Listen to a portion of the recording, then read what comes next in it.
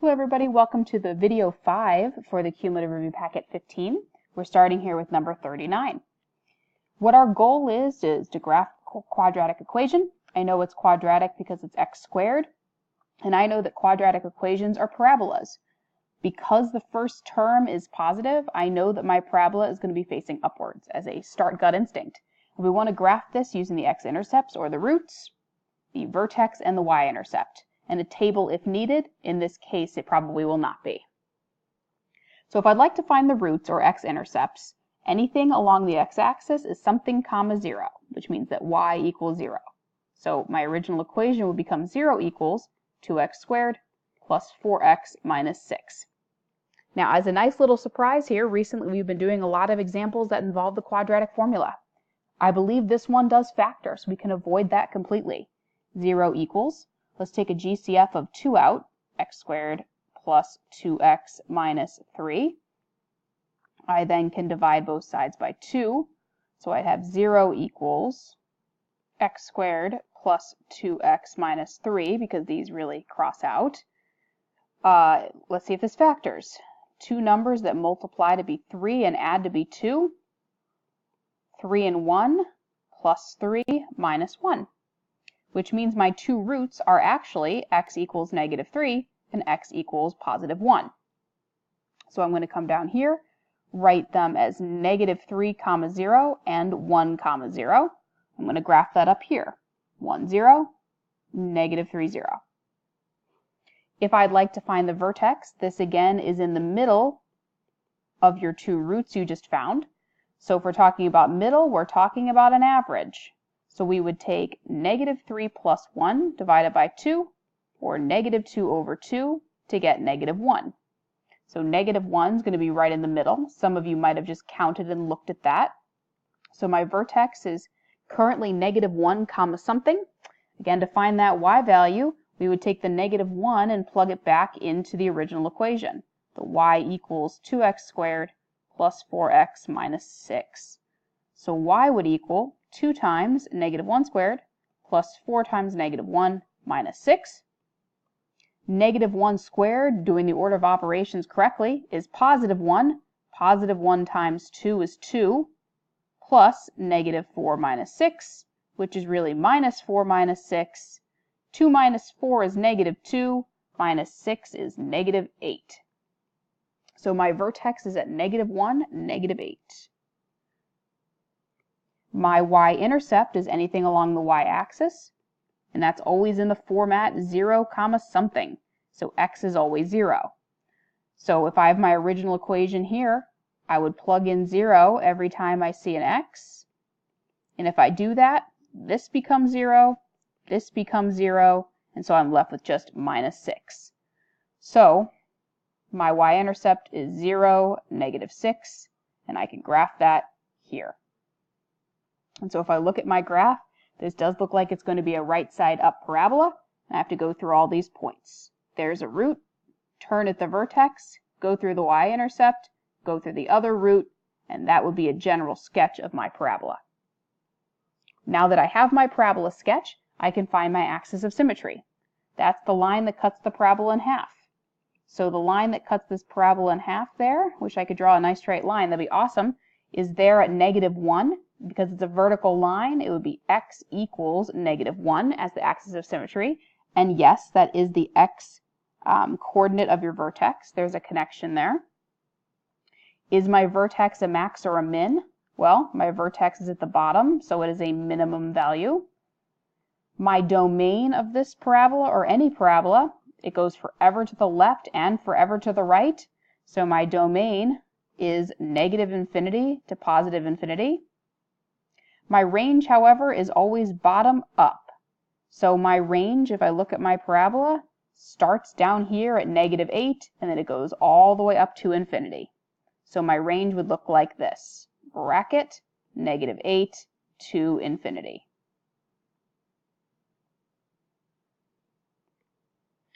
Number 40, accurately graph the following functions below. You need accurate points or those patterns. They are given in vertex form.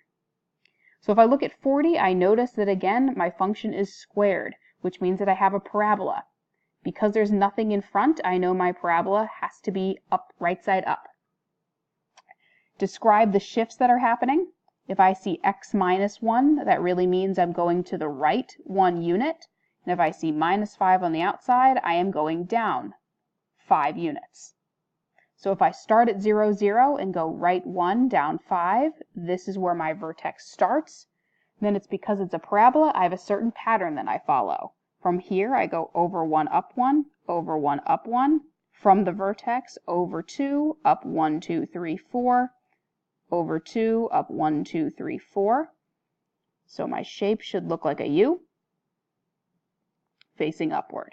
And we will be looking for these points accurately on this test. Now that I have it graphed, my domain, just like number 39, this graph goes forever in both directions, left to right. So it would be left to right, negative infinity to positive infinity. My range is bottom to top. The bottom y value is negative 5 up to infinity. So my range would be negative 5 to infinity. Parenthesis on the infinity because it is not included or cannot be touched on the graph. Bracket on the negative 5 because I can actually graph that point on my coordinate plane. Number 41. I see the absolute value bars, so because it's absolute value, I know that my shape must be a V. Because there's a negative in front, I know that my picture will be upside down. So if we're thinking about shifting first, x plus 6 in those absolute value bars really means I'm going to the left 6 units, and the plus 2 on the outside means I'm going up 2 units. Inside is always opposite of what you think. So I'm going to go from 0, 0, left 6, up 2, put a dot there.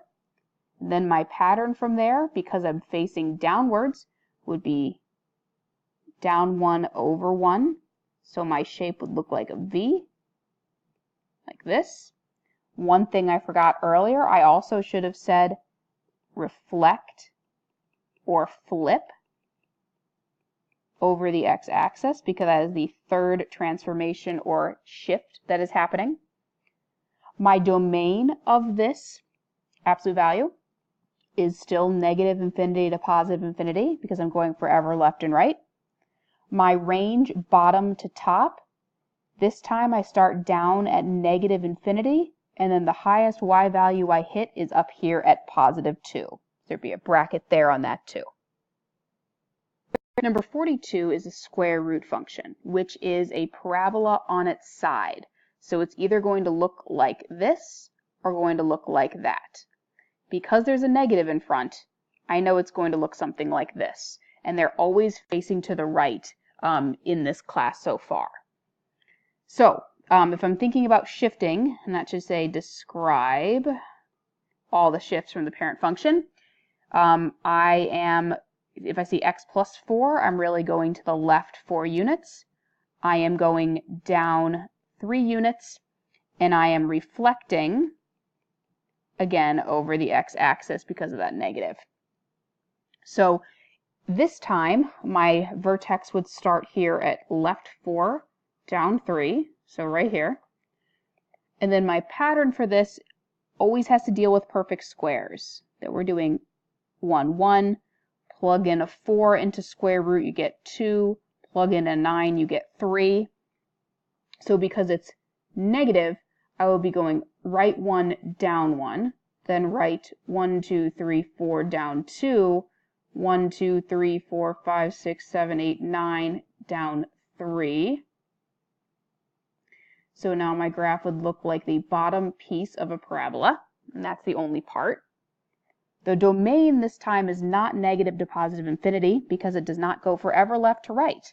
In fact, if I start left to right, the first place that I hit is an x value is negative 4 with a bracket, and then I go forever towards positive infinity. My range starts down because this would continue going down and down and down. This would be from negative infinity, and then the very top y value is negative 3.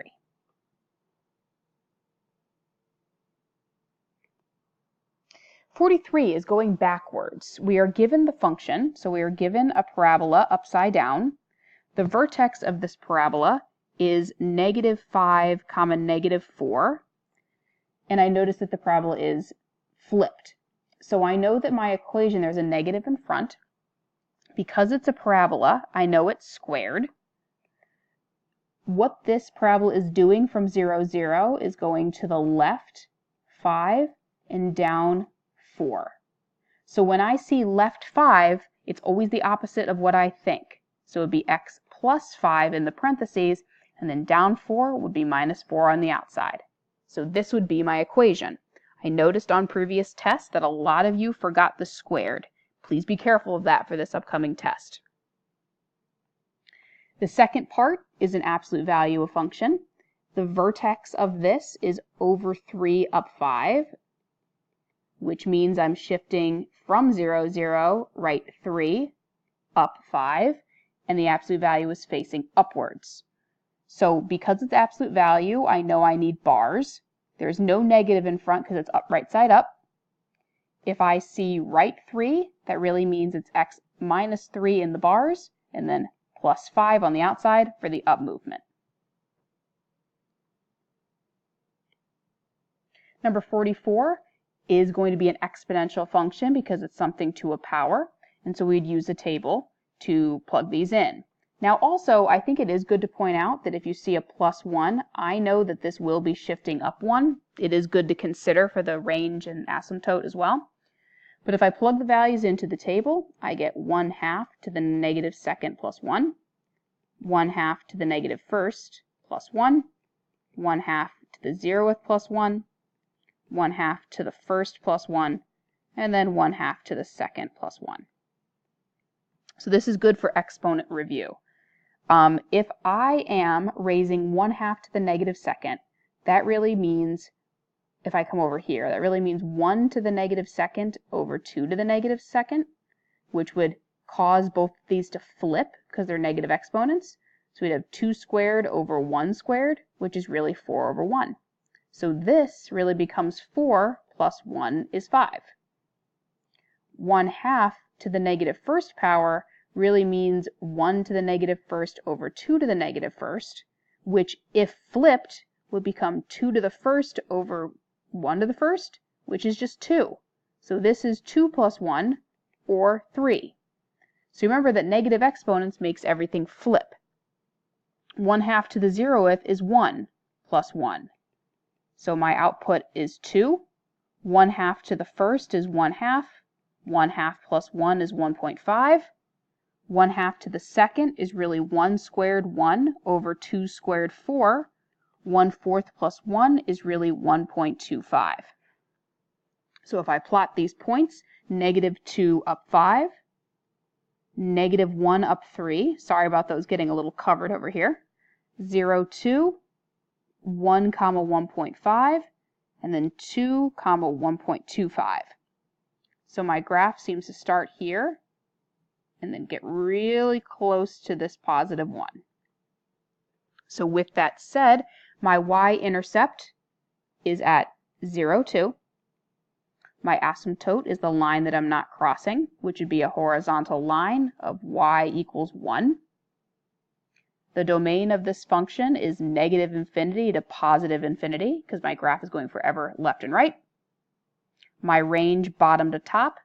The value that I'm getting really close to is 1, and for the first time in this video, the 1 does not have a bracket on it, because I am not actually touching 1, but I'm going from 1 up to infinity. And because this graph is decreasing from left to right, this one to me is exponential decay. And another reason I know it's decay before I start is because the base of my exponent is a fraction which is less than 1. So we have one more question, number 45, which will be on the last video by its lonesome. The last question is a piecewise, so we'll end on a high note, right guys? All right, so one more video. Thank you for sticking with me.